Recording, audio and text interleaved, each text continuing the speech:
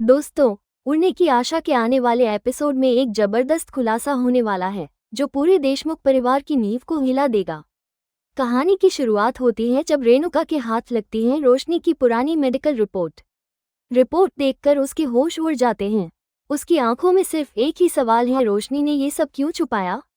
इसी के साथ एक और सच्चाई सामने आती है, कृष और रोशनी का गहरा रिश्ता।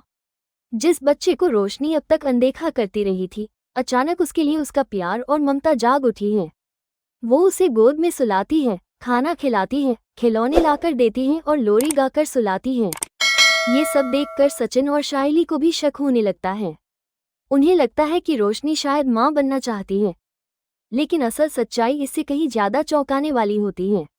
असल में रोशनी कोई और नहीं बल्कि कल्याणी है और कृष उसका अपना बेटा है, उसकी पहली शादी से जन्मा हुआ बेटा। ये सुनकर रेणुका का गुस्सा 7वें आसमान पर पहुंच जाता है। वही रेणुका जो कृष और उसकी दादी को घर से निकालने की साजिश कर रही थी, अब सच्चाई जानकर हैरान रह जाती है। लेकिन इस बार रोशनी चुप नहीं रहती। वो सबके सामने सच्चाई बताती है, हाँ, मैं ही कल्याणी हूँ और कृष मेरा बेटा है। अब सवाल ये है कि रोशनी ने अपनी पुरानी पहचान क्यों छोड़ी? क्यों उसने अपने बेटे और माँ से दूरी बनाई और एक नई जिंदगी शुरू की? जब सचिन और शाइली को उसकी मजबूरी का पता चलता है तो वो उसका साथ देने का फैसला करते हैं। इसी बीच कहानी में आता है एक और बड़ा ट्विस्ट। रेणुका को पता चलता है कि रोशनी अब कभी मां नहीं बन सकती।